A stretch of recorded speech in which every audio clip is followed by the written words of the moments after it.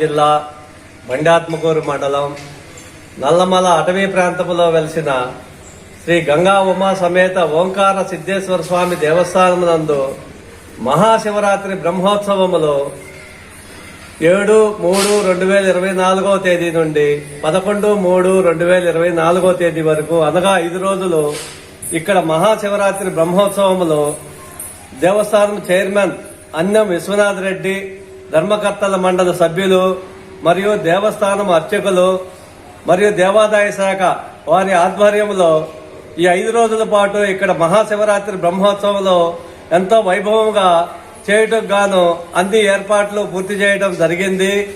ఈ బ్రహ్మోత్సవంలో కార్యక్రమంలో భాగంగా 7వ తారీఖున స్వామివారు బండాత్మకూరు గ్రామంలో అక్కడ గ్రామోత్సవం జరుపుకొని శివరాత్రి రోజున 8వ తారీఖు స్వామివారు బండాత్మకూరు నుంచి గ్రామం నుంచి బయలుదేరి సింగవరం గ్రామము, సోమయాజుల గ్రామంలో స్వామివారి గ్రామోత్సవం నిర్వహించుకొని ఇక్కడ ఓంకార క్షేత్రానికి విచ్చేస్తారు.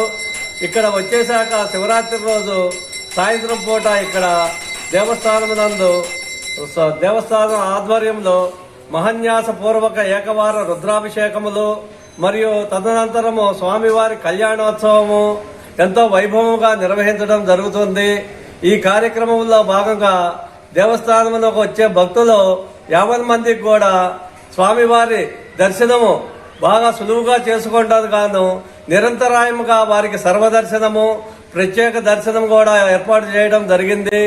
దేవస్థానం అంతయు కూడా చుట్టుపక్కల ప్రాంతాలు కూడా విద్యుత్ దీప అలంకరణ కూడా ఎంతో వైభవంగా నిర్వహించడం జరుగుతుంది. ఈ 5 రోజుల కార్యక్రమంలో భాగంగా సుదూర ప్రాంతాల నుంచే భక్తుల కొరకు కూడా ఆర్టీసీ వారితో సంప్రదించి బస్సు సౌకర్యాలు కూడా ఏర్పాటు చేయడం జరిగింది. మరియు ధార్మిక సంస్థలు కాశిరెడ్డి ఆశ్రమం వారు మరియు ధార్మిక సంస్థల ద్వారా కూడా దేవస్థానము స్వామివారి దర్శనంలోకి విచ్చేసే 50 మంది భక్తులకు కూడా అన్నదాన కార్యక్రమములు మరియు మంచినీటి వసతి, ఇక్కడ దేవస్థానం చుట్టూ షామియానాలు కూడా ఇక్కడ ఏర్పాటు చేయడం జరిగింది.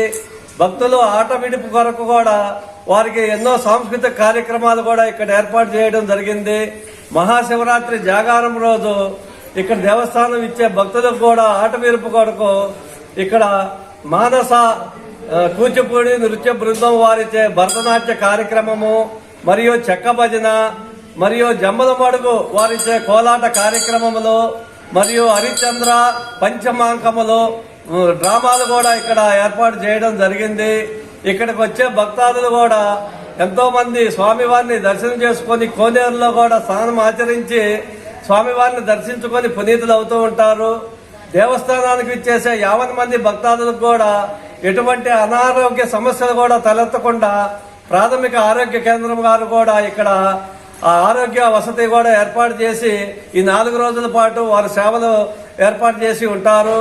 మరియు పోలీసు వారు కూడా ఇక్కడ ఎటువంటి అవాంఛనీయ సంఘటనలు మరియు పార్కింగ్ వసతి కూడా ఎటువంటి ఇబ్బందులు ఏర్పడకుండా కూడా భక్తులకు దర్శన సౌకర్యం కూడా పోలీసు వారి సహకారం జరుగుతూ ఉంటది.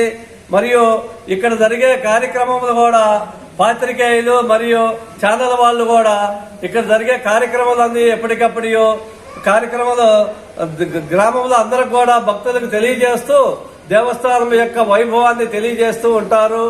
ఇక్కడ విచ్చేసే భక్తులు కూడా స్వామివారి కోనేరులో స్నానమాచరించి స్వామివారిని దర్శించుకొని పునీతులు అవుతూ ఉంటారు.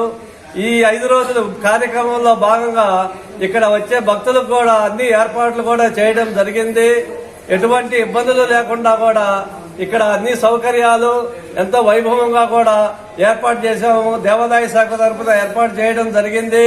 అర్చక స్వాములు మరియు ధర్మకర్తల మండలి సభ్యులు, చైర్మన్ గారు మరియు వాలంటీర్స్ ద్వారా కూడా భక్తులకు ఎటువంటి ఇబ్బందులు ఏమి ఏర్పడకుండా కూడా వారు సులువుగా స్వామివారిని దర్శించుకొని వారి కోరికలు నెరవేర్చుకొని వెళుతూ ఉంటారు. వారికి వారి కుటుంబ సభ్యులకు కూడా స్వామివారు ఆయు ఆరోగ్యాలు ప్రసాదించి స్వామివారి కరుణా కటాక్షాలు ఉండాలని కోరుకుంటున్నాము. నాగప్రసాద్, కార్యనిర్వహణాధికారి. హరి ఓం. ఇక్కడ స్వామివారు వచ్చేసి శ్రీ గంగా ఉమా సమేత ఓంకార సిద్ధేశ్వర స్వామి. ఇక్కడ స్వామివారు స్వయంభూగా వెలిచారు. ఇక్కడ స్వామి వచ్చేసి 4 యుగాల ముందర ఇక్కడ జన్మించారు. ఇక్కడ వచ్చేసి స్వామివారి దగ్గర ఓం అనే నాదం జన్మించింది. మనం ఏ పూజ కార్యక్రమం చేసినా అని మొదట ఓం అనే నాదంతో స్టార్ట్ చేస్తాము. ఆ ఓంకార నాదం ఇక్కడ స్వామివారి దగ్గర జన్మించింది. ఇక్కడ వచ్చేసి ఓం అనే నాదం భయంకర శబ్దం వినపడేది. ఆ శబ్దానికి సిద్ధులు మునులు వీళ్ళంతా భయప్రాంతులై ఆది పరాశక్తికి తపస్సు చేస్తారు. అప్పుడు అమ్మవారు ప్రత్యక్షమై స్వామివారిని శాంతపరచకు స్వామివారికి నొసట కుంకుమ ధరించారు. అమ్మవారు ఏలుముద్ద అనేది ఇప్పుడు కూడా స్వామిది అలాగనే ఉండిపోయింది. అమ్మవారు కుంకుమ పెట్టిన నుంచి ఓంకార నాదం అనేది స్వామి లోపలనే ఉండిపోయింది. అప్పటి నుంచి ఈ క్షేత్రం ఓంకార క్షేత్రంగా ప్రసిద్ధి చెందింది. ఈ ఆలయంలో వచ్చేసి స్వామివారి శిరస్సు పైన జటాచుటంగా ఏర్పడింది అమ్మవారు కుంకుమ పెట్టిన నుంచి. ఈ ఆలయంలో మరో విశేషం, బయట పంచబుగ్గల కోనేరు ఉంది. ఆ కోనేరులో స్నానాలు చేసి ఆ కోనే ఎదురుగా అశ్వత్థ నారాయణ అని స్వామివారు ఉన్నారు. ఈ ఆలయానికి స్వామి క్షేత్రపాలకుడు. ఆ స్వామి చుట్టులో నుంచి స్వయంభూగా పిలిచారు. ఆ స్వామి చుట్టూ ప్రదక్షిణ చేసి అక్కడ ముడుపు కడితే అనుకున్న కోరికలు ఖచ్చితంగా నెరవేర్తాయి. అలా చేనే పక్షంలో స్వామి సన్నిధానం అభిషేకం చేసుకొని స్వామికి నుదురు, మన నుదురాత అంటారు కదా, నుదురాంటి స్వామికి మీ సంకల్పం కోరిక ఏదున్న స్వామి చెప్తుంటే అనుకునే కోరికలు ఖచ్చితంగా నెరవేరుతాయండి. హరి ఓం తస్సత్. స్వామివారి దగ్గర తెల్లవారుదామున మన నిష్ట నియమాలతుంటే ఓం అనే నాదము వినపడతా ఉంటుంది. ఇక్కడ స్వామి దగ్గర నుంచి ఆ నాదానికి మనం ఎంతో కఠోర దీక్ష చేస్తే ఖచ్చితంగా ఓంకార నాదం అనేది స్వామి సన్నిధానంలో వినపడతా ఉంటుందండి.